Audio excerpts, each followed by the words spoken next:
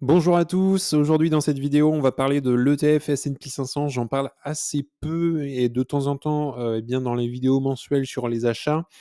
Et il s'avère que l'ETF, notamment qui suit le S&P 500, eh bien fait partie de ma stratégie et on va voir si, eh bien cette stratégie est bien meilleure qu'un livret A, qui concerne surtout les résidents français puisque le livret A est, disponible en France.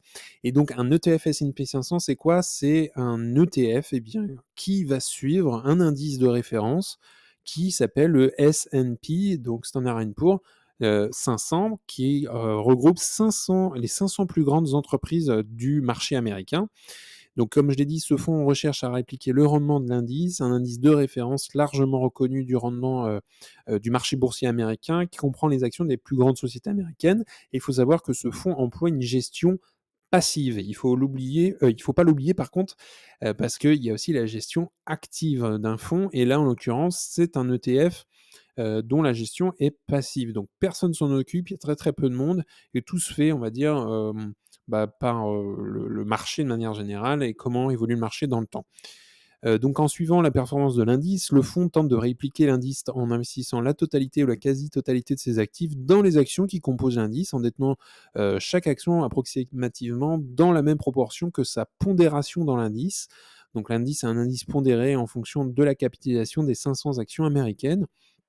Donc sur 100, imaginons, eh bien, que, Microsoft représente 10 de cet indice, eh bien, c'est-à-dire que quand vous investissez 100 euros, vous avez 10 euros qui vont dans Microsoft. Imaginons que Coca-Cola représente 1 de l'indice, eh bien, quand vous mettrez 10 euros, 100 euros par contre, vous aurez 10 dans Microsoft, 1 euro qui ira, dans Coca-Cola. Voilà, c'est en fonction, eh bien, de la proportion que, de la capitalisation dans cet indice que les biens, ça va se répartir, votre argent va se répartir. Et donc l'ETF Vanguard que moi j'investis, donc le ticker c'est VUSA, eh bien est conçu pour répliquer exactement la performance de l'indice S&P 500. Il possède une politique de distribution de dividendes, donc avec un rendement actuel de 1,44%, donc ça bouge hein, forcément. Donc j'ai des dividendes tous les trimestres à peu près, donc 4 fois par an.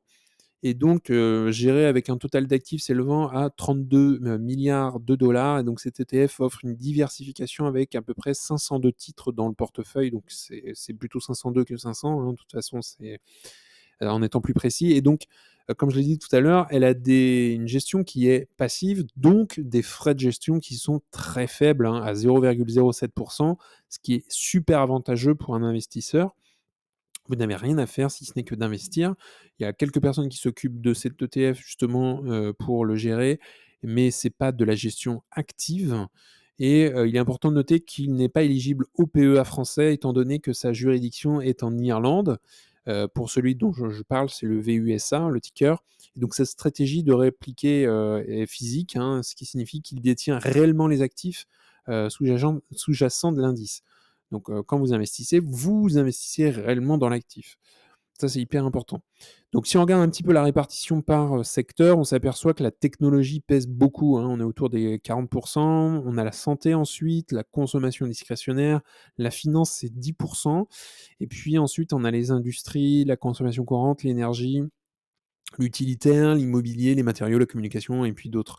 Donc on s'aperçoit surtout que si vous investissez dans un S&P 500, toujours comme je l'ai dit avec 100 euros, ah bah vous savez que vous avez à peu près 37-40 euros qui vont aller dans le secteur de la technologie.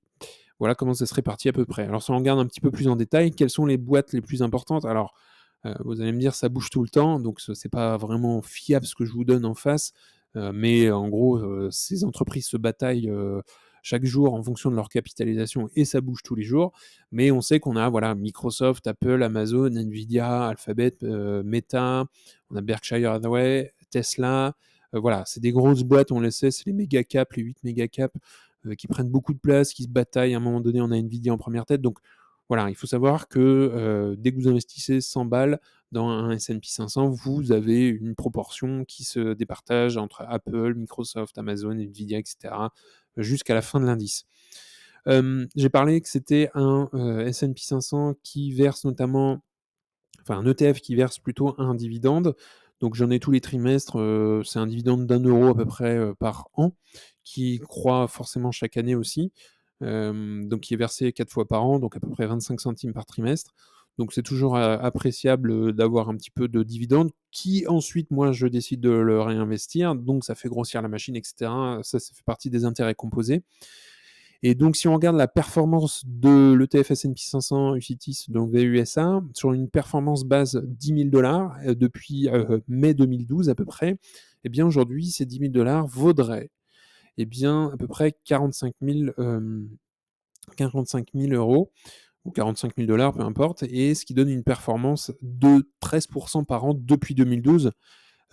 Juste pour vous rappeler, et donc on fait une petite comparaison très rapide avec le livret A. En France, eh bien, un livret A, c'est à peu près 3%, et encore, on a eu des bas à 1% aussi, hein, donc de toute façon, ça va bouger, hein. Donc là, on est sur du 13%, là, donc on est 10% au-dessus du rendement du livret A. Donc autant vous dire que le calcul est vite fait. Le plus important, c'est de laisser fructifier son argent. Donc par exemple, en investissant 500 euros par mois sur 30 ans, eh bien, la performance moyenne sur 30 ans est de 10% par an.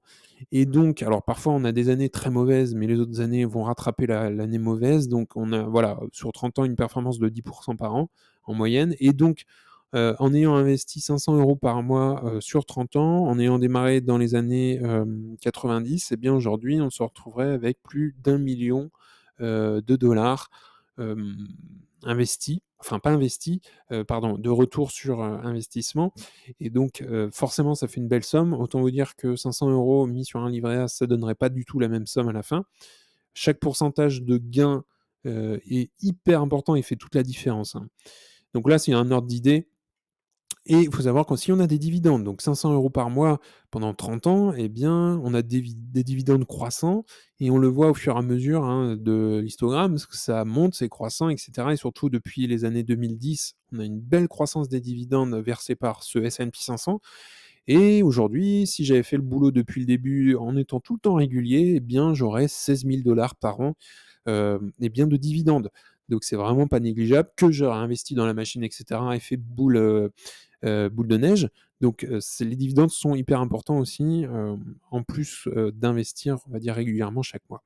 Donc, en conclusion, pour un investisseur long terme, cet ETF présente plusieurs avantages. Tout d'abord, les frais qui sont vraiment bas, qui permettent de maximiser le rendement net sur une période prolongée. On a aussi la diversification à travers les 500 valeurs. On n'a pas besoin de faire des recherches à gauche, à droite, où on investit sur 500 valeurs, et s'il y en a une mauvaise, elle sort du S&P 500, elle est remplacée par une autre. Donc on n'a vraiment pas ce taf à faire si vous êtes un investisseur passif, et ce qui confère en fait une stabilité et réduit les risques spécifiques associés à l'investissement dans des actions individuelles, comme je le disais. Et puis troisième chose, c'est le fait qu'il suit l'indice S&P 500, un des indices qui est le plus représentatif de la performance du marché américain et qui offre un potentiel de croissance à long terme. Donc en somme, ce produit peut être une composante solide d'un portefeuille diversifié pour les investisseurs visant une exposition au marché américain et à ces grandes entreprises.